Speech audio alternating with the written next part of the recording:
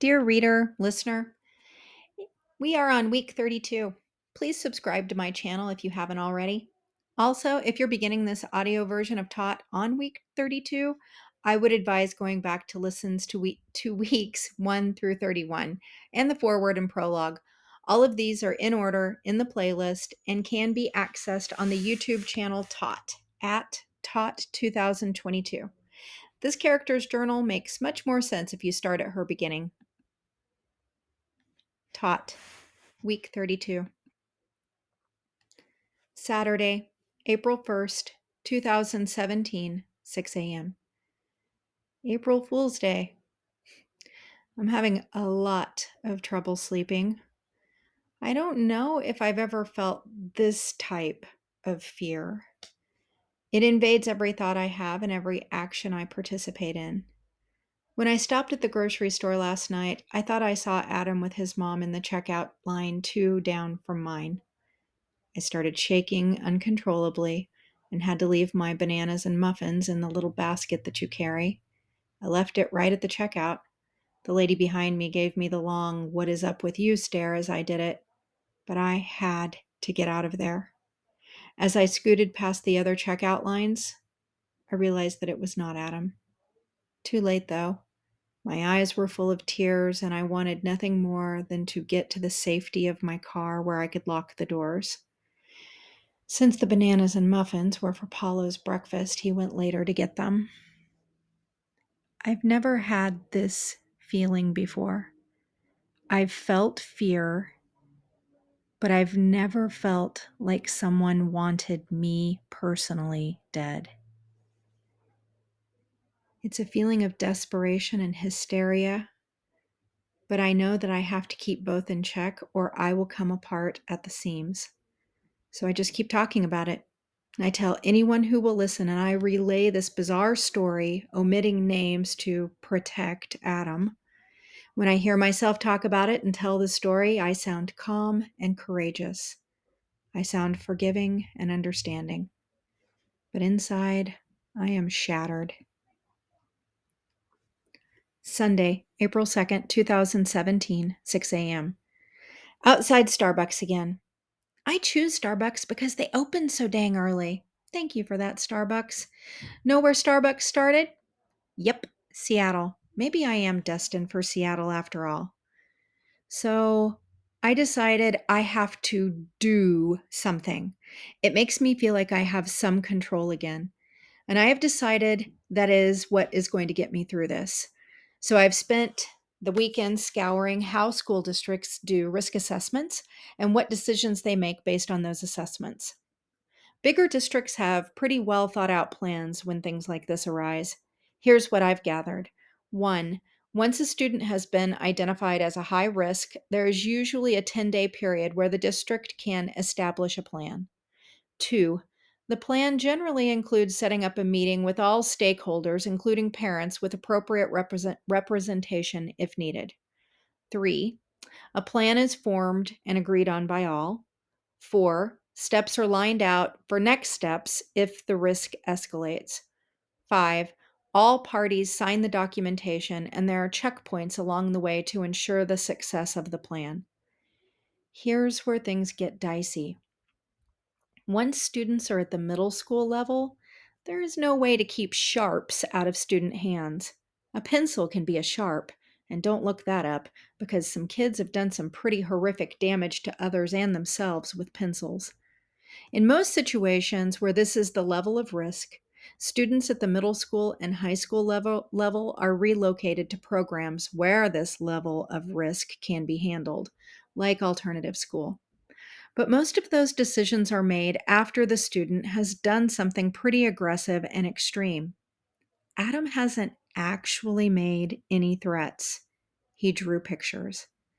I guess what I'm saying is we don't have any overt threats from him on file. In fact, he comes across as the opposite, docile, almost zombie-ish. I'm really glad I'm not an administrator, but it looks like we'll have at least a couple of weeks to figure out how to handle this.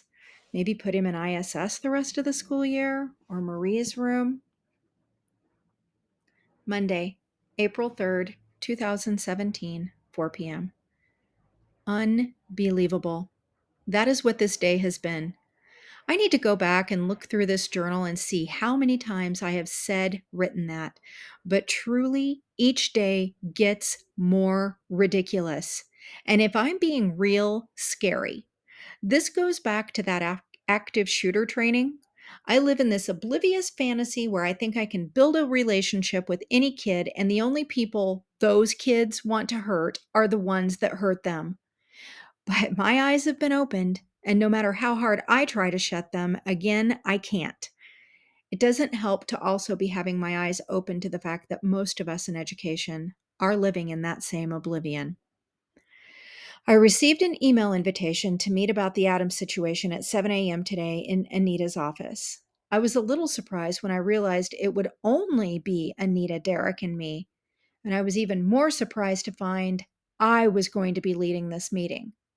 Anita asked what I would like to do since this was the primary class that the issues were happening in. I sat dumbfounded as my brain caught up with what was happening here. My class equals my problem. Forget what had been discovered on Friday. Where was Gwendolyn? What about the psych eval? We were going to sweep all that aside? My class. My problem. No problem with Adam. No problem with the family. All my problem. I was the only one making a big deal here. I took a couple of long, deep breaths.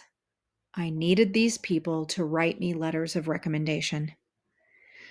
I shared my findings about how other districts handled these things, and Anita and Derek took notes on their laptops. Anita asked again how I wanted to handle this.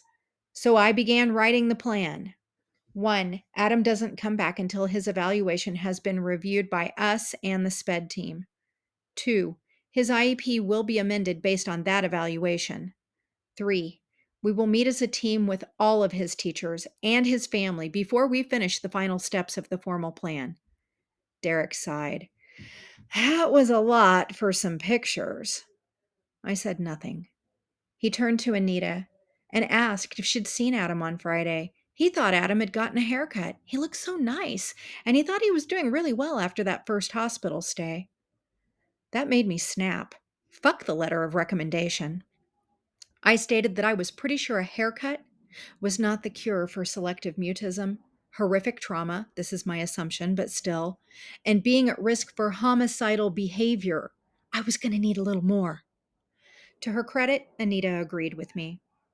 And that is not where the insanity ended. Adam actually showed up for school. His family dropped him off. Maybe they thought if he skipped the bus, we wouldn't intercept him. I'm not sure how they thought I would not notice him in my class. Fortunately, the office knew some big stuff had gone down, and they held Adam in the office rather than let him go on to class.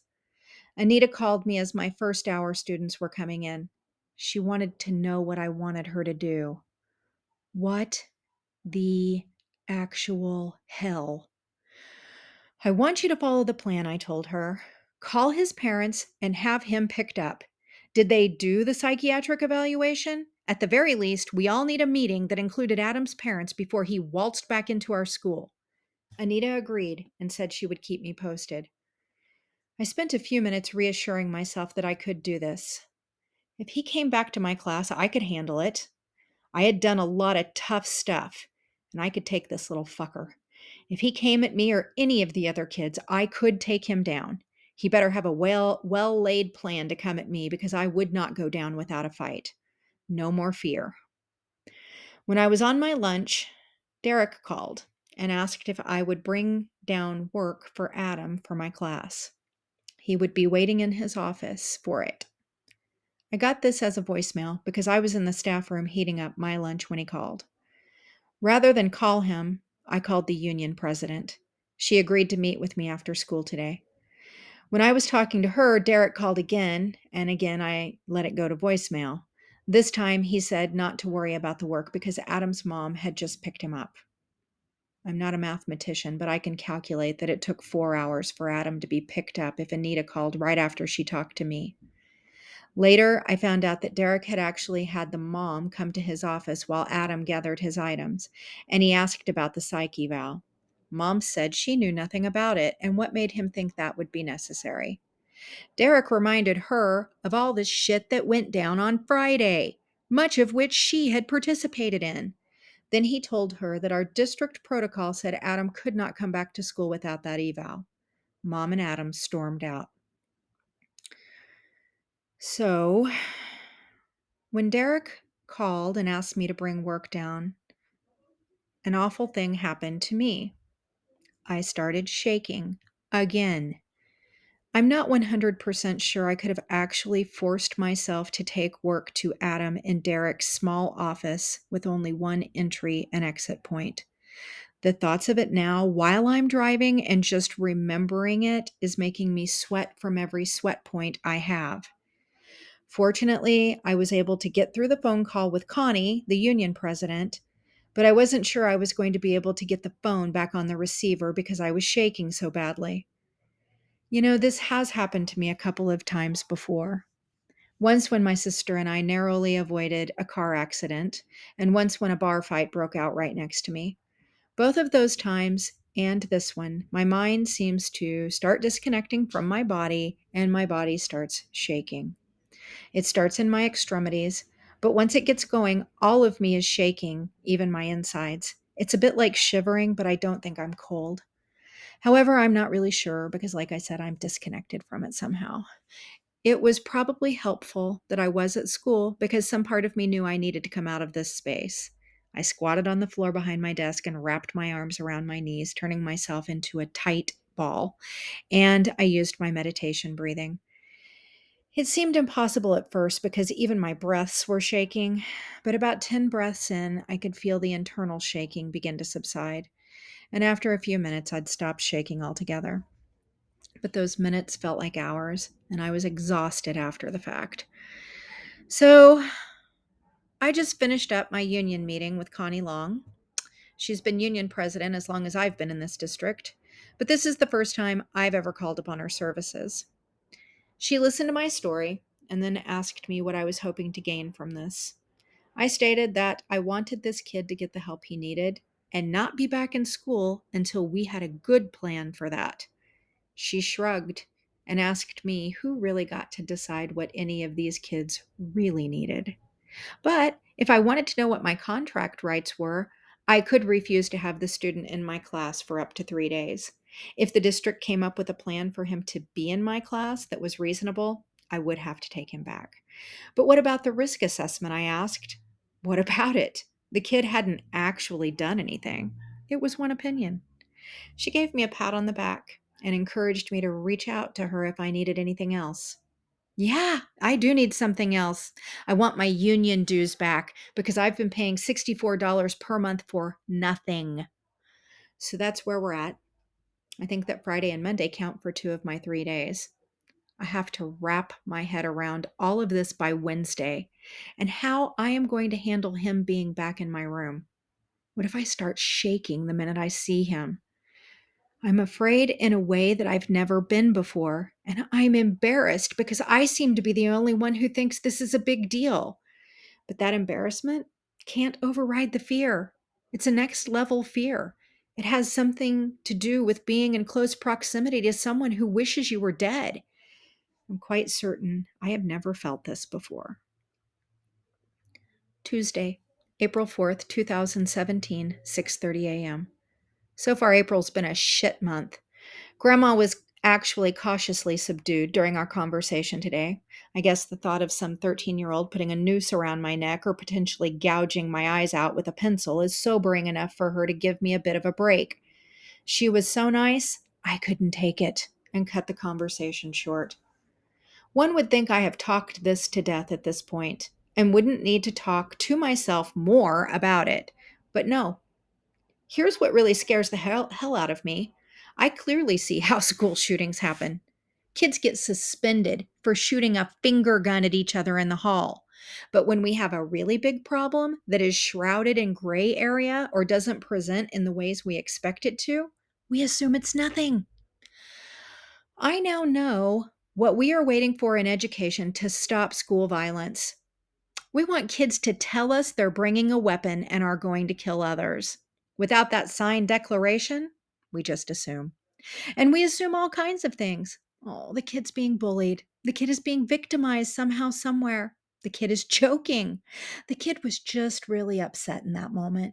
The kid was seeking attention, and on and on. And most of the time, we're right until we aren't.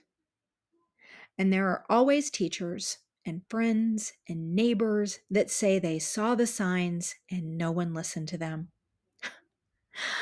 I'm that teacher right now. I'm not worried about Adam bringing a gun to school and shooting it up, but I am very worried about him hurting someone at some point. And we could actually do something right now to slow down and maybe even prevent that from happening. But we won't because we assume. And here's the other thing that really bothers me. I'm to blame. No matter what, it's my fault. If he doesn't hurt anyone, I'm to blame for putting him and his family through the ringer. If he does, I'm that teacher that knew and didn't do anything about it. I totally see how violence continues in our schools. No one really believes it will happen in their school, and we all think we know these kids. But do we? We know the version that we see at school. Most of the time, there's another version that we never see, and maybe we never know. Wednesday, April 5th, 2017, 4 p.m. I think I start every entry with how unbelievable or weird the day was. So I won't say that today, but the day was indeed both. Derek came to my room before school. He told me that a county mental health person had called him. Adam's mom had taken him there right after she picked Adam up on Monday. I hadn't seen that one coming. County Mental Health was following up with Derek because in the intake, Adam's mom said the school made her come because Adam wouldn't talk or some dumb shit. They quoted, and I'm quoting. When the intake person asked Adam why he wouldn't talk, Adam stated, verbally, with his mouth making words and sounds, that he didn't talk because the teacher bullied him, and that was his only defense. I knew it would all come back to being my fault. I'll give it to that family. There's another one I hadn't seen coming. My face must have said it all. Derek came closer and told me not to worry. He'd informed County Mental Health that this was definitely not a teacher issue, and that the young man in question definitely needed an evaluation because he, Derek, had spent an entire morning with him, and Adam would not talk to him or any of the office staff for any reason. He would only stare blankly ahead. Derek had never bullied him, so it had to be something more. I think words were exchanged, and Derek and County Mental Health both feel each is not qualified for the position they currently hold. However, he also came with good news. Just that afternoon, the office had received transfer paperwork for Adam. His parents were putting him in another school. I should be relieved. And I am. In the way you're relieved after fighting a house fire where everything burned to the ground. The fire's out, but all is lost, and you are exhausted. But the fire is out. Here is what I know. Every system that should have helped Adam failed. His parents failed. I failed. Our school failed. Our district failed. Law enforcement failed. And the mental health system failed. We all have his future on our hands. But there is this very horrific thought that is trying to push its way into my head. What if sometimes it's not about failure because it just doesn't matter? What if sometimes there is no saving? I will have to process this new idea that there may be lives that can't be saved when I am personally in a better headspace. Because today it is just too much. Thursday, April 6th, 2017, 4 p.m. Anita popped in for a visit today. She came bearing news from HR. I have a daily email set up to auto send reminding Helen from HR that my request for Amy to be the recipient of donated sick days needs to be put on the board agenda, and I would like to be contacted when the board meeting where this will be discussed will happen. Thank you for your prompt attention to this matter. It's the same message every day since March 28th. And this strategy has paid off because I finally have an answer since starting this quest back in January. And the answer is no. Anita is the bearer of the news that from the board, that they believe that these types of requests should be part of our negotiated agreement. Therefore, donated sick days should be added to the list of items the negotiating team will bring to the board when our contracts are renegotiated this summer. The end. It's not her fault. But I really let Anita know how I felt about this, and she agreed with me. She also agreed to help me set up a donation envelope for Amy as soon as possible so that hopefully we could help her as much as possible financially. That's what a school family does. On a brighter note, Lewis is still stopping by most days to give me a hug at the end of the school day. I have been to a multitude of professional development meetings where I was warned about the dangers of hugging or being too familiar with kids, and that being the path to losing your teaching license. So I know better. But Lewis is a different kid than he was at the beginning of the year. He has a bounce in his step. His meows are perkier and fewer. He has a shower and clothes change out routine that he manages all on his own. Chris and I feel like proud parents about this. So if he wants a hug from me, I'll take the risk. Today, he practically skipped across the room to me where I was cleaning the whiteboard. He wanted me to look at his mouth where he had had a couple of teeth pulled out. He was quite proud of this because he had been reassured that new ones that didn't hurt would replace them. And his dentist had backed me up on not eating any more Lego figurines, but he still really liked Lego figurines if I ever came across some. Those would be for playing, not eating, he explained solemnly with huge eyes. It just so happened that I had two left from my original collection. They had been hidden away in September after the others started vanishing. I pulled them out of their hiding spot and dropped them into his palm. Then Lewis gave me a hug that would not be okayed by any HR director in any school system. He threw his arms around my waist and half buried his face into my chest. His eyes were closed and he just held on to me, and I allowed myself to stop being his teacher for a few brief moments.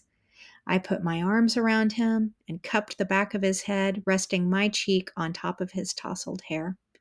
He smelled like a normal, clean little boy, and I pretended for no more than 10 seconds that I actually was his mom. I could feel him breathing me in, deep breath after deep breath, and I prayed that whatever he was getting out of this, that it would somehow let him know how very much I loved him. I noticed his caseworker, Matt, hovering in the doorway, and I whispered Matt was waiting as I gently tried to pull away. Lewis leaped away from me, grinning, and informed me that Matt was waiting because he was taking him to dinner. Guess where? McDonald's! Meow! For several minutes after they left, I could hear the two of them chatting down the hall about how much food Lewis could actually order compared to how much he could actually eat. I hope Matt knew what he was getting into. Friday, April 7th, 2017, 4 p.m. Today was my in-service presentation. There are bonuses to being the presentation giver. I mean, the presenter is totally in charge, right? I run the show. However, if you're the poor sap that has to sit through it, there are also bonuses. Like you can sit and check your email and whatnot rather than mentally attend yet another workshop. So I'm exhausted now because I had to be on all day to a group of educators who, one, don't want to be there, and two, ask a ridiculous amount of questions for people who don't want to be there. I guess I shouldn't complain. Pauline pretty much put this together with my materials.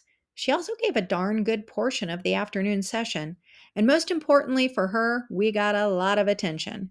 Brian came in and after the presentation asked us to send him a copy of the slide deck. I thought Pauline would swoon, which would have given me a justifiable reason to slap her like they do in the movies. Frankly, I'm glad the whole thing is over. And when Brian asked me to do another presentation for high school, I was ready with my list of excuses. Pauline actually volunteered to do it for both of us, and Brian took her up on it. So there you have it. My hands are clean of all of this. And since I'm moving, it is for the best.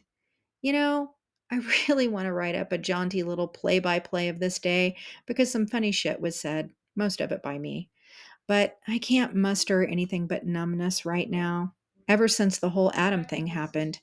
This doesn't feel like depression, but it does feel a bit like trauma survival, which I'm familiar with. And numb is the best word I have for it. I'm incapable of caring about any of this because it all seems so phony and far removed from what is really important. And I just want to protect what is left of me.